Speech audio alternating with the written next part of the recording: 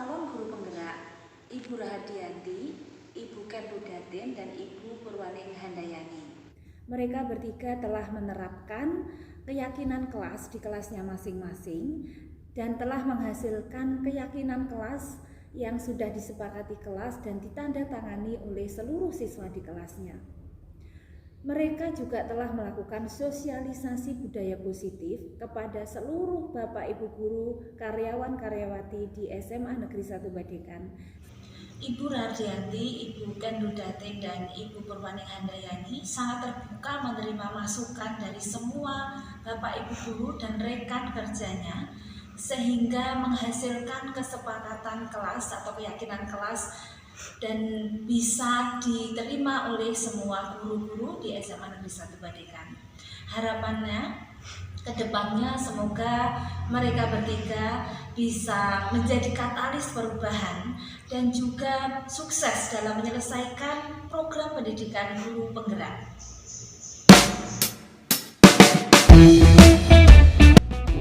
Oleh karena itu saya yakin nanti teman-teman bertiga calon guru penggerak dalam menyampaikan budaya positif, kegiatan sosialisasi kurikulum prototipe dan budaya positif ini dengan penuh kebersamaan mari kita buka bersama dengan membaca basmalah.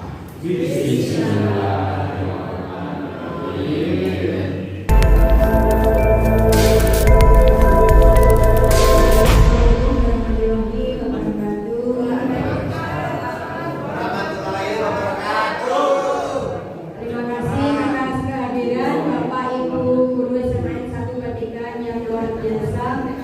Terima kasih atas waktu yang diberikan kepada saya dari sekolah dan dari Bapak Ibu semua. Dengan penuh kerendahan hati saya berharap dan memohon pada panjenengan semua untuk sedikit mungkin atau malah dengan ikhlas hati mendengarkan dan siapa tahu nanti tergerak hatinya mengikuti kami dari calon guru penggerak. Baik, kita ikuti materi yang pertama. Kebetulan saya yang pertama menyampaikan ini adalah materi budaya positif. Ini siapa yang tidak kenal dengan diajar dengan barat? Bertahun-tahun kita itu hanya tahu bahwa ing ngarso sing tulodo ing madya manungkarso tuturi handayani, ini dari pemikiran diajar dengan barat. Kita tidak pernah tahu makna dan kemudian filosofi yang lain dari diajar dengan barat. Padahal itu besar sekali dan banyak sekali.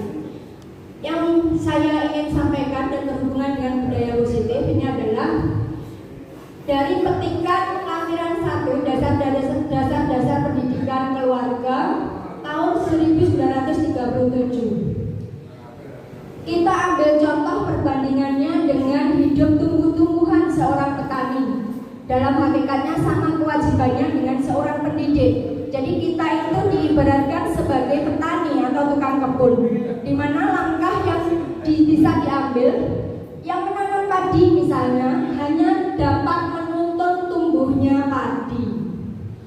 Dengan cara apa? Ia dapat memperbaiki kondisi tanah, kemudian memelihara tanaman padi, memberi pupuk dan air, membasmi ulat-ulat tanaman padi dan lain sebagainya. Seperti tadi disampaikan oleh Bapak Toha bahwa kita semua guru dan karyawan SMA 1 Badekan ini menghendaki murid-murid yang baik, yang tidak menimbulkan masalah baik di dalam maupun di luar sekolah. Betul begitu Bapak Ibu? Mudah-mudahan nanti apa yang kita lakukan itu sebetulnya juga sesuai dengan filosofinya diajar di Wangkara. Bapak Ibu mungkin dulu pernah mendengar atau menghayati tentang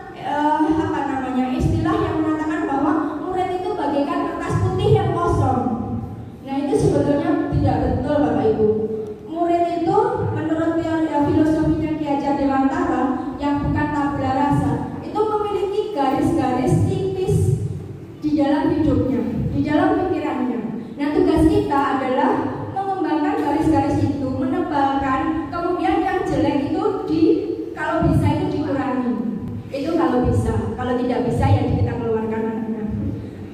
Demikian kan? Kan kita sudah berusaha penuh toleransi dan sebagainya. Sampai pada titik di mana kita angkat tangan. Monggo Mas. Nah ini perubahan paradigma. Kalau ngomong tentang budaya positif, kita harus tahu dulu paradigma kita seperti apa. Mungkin Bapak Ibu bisa berpasangan dengan teman sederetnya dua-dua, kemudian satu orang itu menggenggam tangannya. Dalam genggaman itu kita menganggap bahwa ini adalah sesuatu yang sangat berharga dari kita.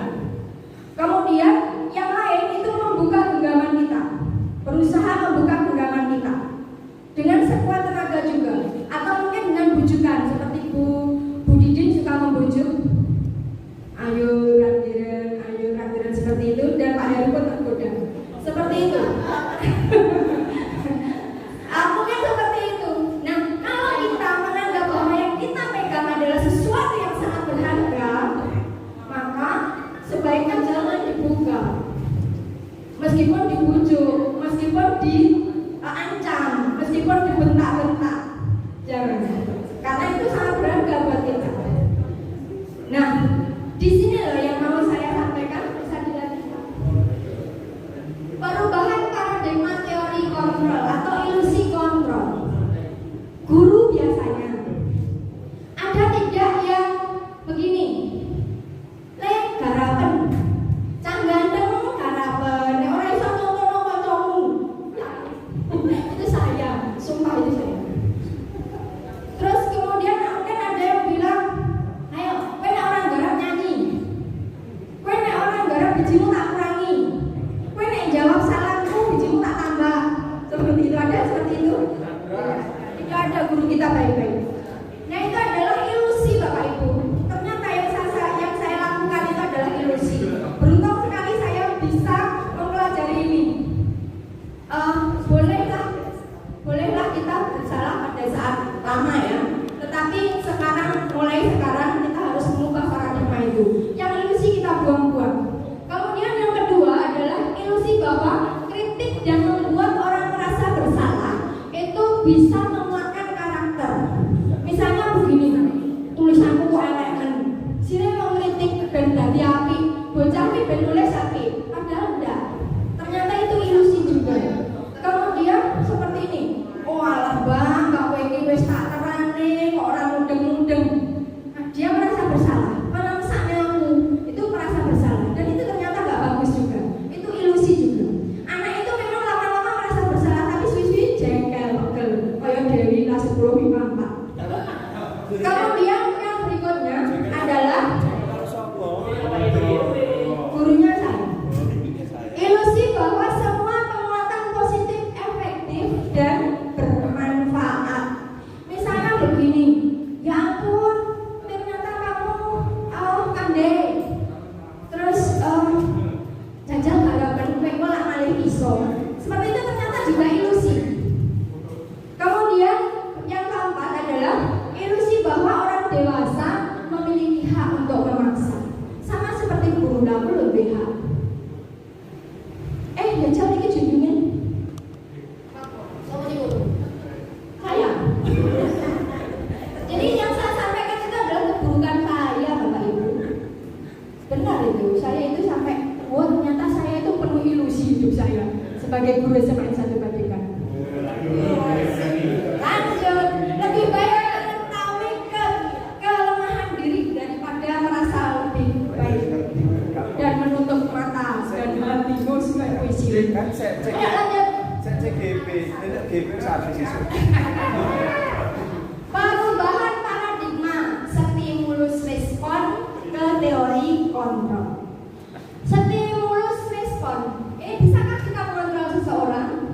Kita mencoba mengubah orang agar berpandangan sama dengan kita. Ini aku ini, mestinya yo ini, salah ternyata. Yang betul adalah kita berusaha memahami pandangan orang lain. Oh kayak ini mergone ini. Oh mungkin ini. Seperti itu. Jadi sesuatu yang tidak bisa kita paksa. Kemudian perilaku buruk dilihat sebagai suatu kesalahan. Misalnya, ini saya alami satu orang, dia itu memberi jawaban kepada temannya karena kita ulangan kemarin beda sesi ya, dan itu tidak dia sendiri, banyak karena kasusnya memang banyak yang sesi 2 itu lebih bagus kan. Nah, ternyata ketika saya tanya, anaknya itu memiliki alasannya apa coba? Saya kasihan Bu sama teman-teman saya, saya pernah mengalami seperti itu, mengalami tidak bisa menjawab. Nah, berarti sekolah ini berarti rasa sinau lah. Seperti itu, saya itu sampai berpikir seperti itu. Kemudian yang, jadi meskipun buruk itu pasti ada alasan. Orang membunuh pun ada alasannya, pasti. Mas Yo itu buruk, gitu. Membunuh tidak boleh kan. Kemudian yang ketiga, orang lain bisa mengontrol saya. Seperti tadi saya jelaskan yang genggaman tangan, mungkin Bapak Ibu bisa bayangkan, bolehlah saya membuka genggaman. Itu bukan berarti satu orang mengontrol orang lain, bukan, tetapi orang lain itu yang bersedia dikontrol. Misalnya murid kita, garapan dia mengerjakan, itu dia mau dikontrol. Suatu saat dia itu mulai nggak mau lagi, jadinya membangkang, melawan. Wah, aku garap seperti itu. Bukan kesadaran dirinya. Kemudian pemaksaan ada pada saat bujukan gagal. Koyo tangan misalkan, bukaan, belum. Ayo kita bukaan, terus malah film. Seperti itu. Kemudian kolaborasi dan konsensus menciptakan pilihan-pilihan baru. Ini harusnya seperti itu. Kemudian yang stimulus respon, model berpikir menang atau merasa. Nah, ini yang nggak boleh. Yang benar adalah menang-menang. Maksudnya apa tuh menang-menang? Misalkan misalkan Udin nakal, Udin itu misalkan berkelahi dengan Aldi.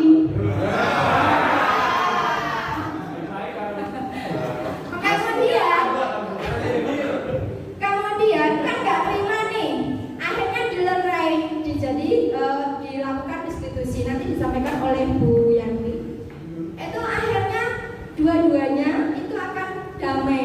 Nah, damainya itu ada suatu penguatan, ada suatu win-win solution. Jadi dua-duanya itu dimenangkan seperti itu. Gak ada yang kalah, gak ada yang menang. Misalkan Udin merasa kalah, tidak. Mas Aldi merasa kalah, tidak. Yang benar adalah dua-duanya merasa dimenangkan seperti itu. Nanti disampaikan oleh Bu Adin.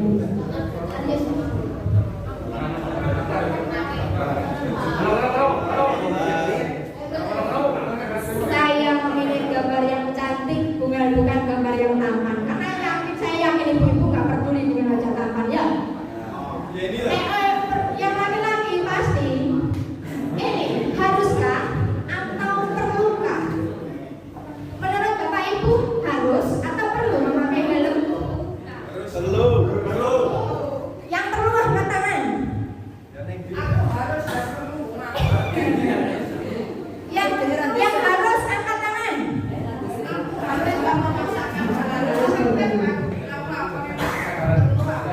Ya, seperti itu.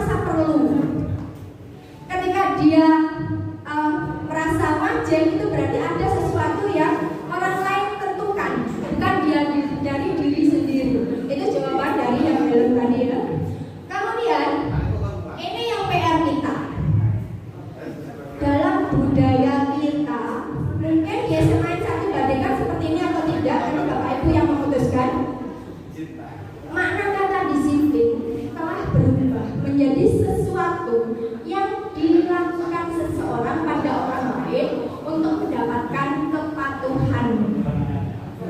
Jadi melakukan sesuatu seseorang itu pada orang lain biar patuh. Anak murid kita lakukan sesuatu biar patuh. Kita suruh, kita bentak, kita rendahkan biar patuh. Itu disiplin yang sekarang. Nah, kemudian kecenderungan umumnya adalah menghubungkan kata disiplin dengan ketidaknyamanan. Aku nggarap ben tradiseneni. Aku nggarap ben dibiji apil. Itu termasuk eksternal. Monggo dilanjut Pak.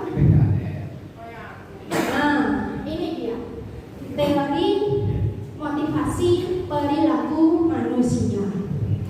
Jujur Bapak Ibu, ketika Pak Toha baru pertama di SMA 1 Badekan, beliau itu keliling, termasuk kelas saya 10 MIPA 1, jam saya malu. Kemudian saya habis itu mesti buru-buru. Jadi motivasi saya itu motivasi ekstrinsik dari luar. Pertama saya menghindari ketidaknyamanan, malu tadi kan tidak nyaman ya. Kemudian yang kedua, biar saya mendapat penghargaan, oh bukan cukup seperti itu. Wow, ya seperti itu. Kita tuh harus tahu diri, kelemahan diri itu harus tahu. Kalau tidak, nggak bakalan kita berubah. Yang ketiga, ini adalah yang paling bagus, manusia paling bagus. CGP yang seperti itu pasti luar biasa. Saya enggak. Yang ketiga ini adalah dia merasa perlu menghargai dirinya sendiri. Dia ada harga diri. Aku melakukan ini karena saya harus seperti ini, seperti itu. Ini adalah motivasi internal. Jadi dia memiliki tujuan dan disiplin positif dari dalam dirinya. Nah, kalau saya yang lama itu yang jelek-jelek, maka saya yang baru akan berusaha untuk belajar terbaru. Dan saya juga mengajak Bapak Ibu guru semua untuk ke disiplin positif yang baru. Ini Menteri Nadiem itu sangat suka dengan diajar Dewan Darat. Jadi semua berkiblatnya pada pemikiran diajar Dewan Darat. Mardiko itu jawabannya Nora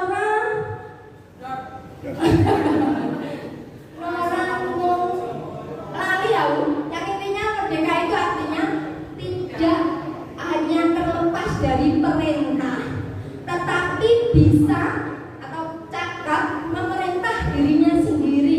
Jadi disiplin itu orang kok dikongkon wong liya, tetapi berasal dari dirinya sendiri. Itu mungkin yang bisa disampaikan oleh diajar Dewan Darat. Lanjut. Nah, budaya positif. Kita masuk ke yang konkret yang ada di dalam kelas kita, di dalam sekolah kita. Kita punya peraturan sekolah. Peraturan sekolah itu tujuannya adalah sesuatu yang baik, yang murid kita menjadi baik. Nah, ini kita ubah menjadi suatu keyakinan kelas. Keyakinan kelas nanti, kalau semuanya kelas itu memiliki keyakinan kelas, maka ada lingkungan positif di dalam sekolah kita. Yang dituju adalah budaya positif. Jadi saya berharap tidak hanya CGP yang melakukan dan membuat keyakinan kelas di dalam kelas-kelasnya, tetapi juga Bapak Ibu guru di SMA 1 Badekan dengan bantuan panduan dari Bu Rustiani, dengan bantuan dari waka-waka, dengan dukungan sepenuhnya dari kepala sekolah, kita bisa bergerak maju ke sesuatu yang lebih baik, yang berbudaya positif. Terima kasih. Ini nanti bisa disambung dari Ibu Yani.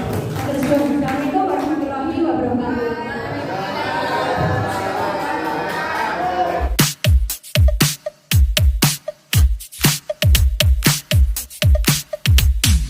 Oh, where have I been? Stupid silence. You've been standing right there all along, even though it's been unspoken so long. I'm only waiting for you, just waiting for you to give it enough. You know I'm begging for you, just waiting for you to show me your love. Cause I wanna be certain we don't have to be lonely, we don't have to be hurt. Yang kelas punya tanda tangan siswa, kemudian ini kalimat ini juga dari siswa semua. Tapi perlu Bapak Ibu ingat, ini juga berlaku untuk Bapak Ibu guru ya. Jadi kalau siswanya terlambat kembali ke keyakinan kelas, kalau gurunya terlambat tidak apa-apa, itu tidak adil. Dengan alasan apapun, saya tadi guru itu arisan, ngurusi arisan, jadi terlambat. Nah, itu tidak boleh. Jadi kita harus ada contoh. Menuntut anak tidak boleh terlambat, awal dulu konsisten.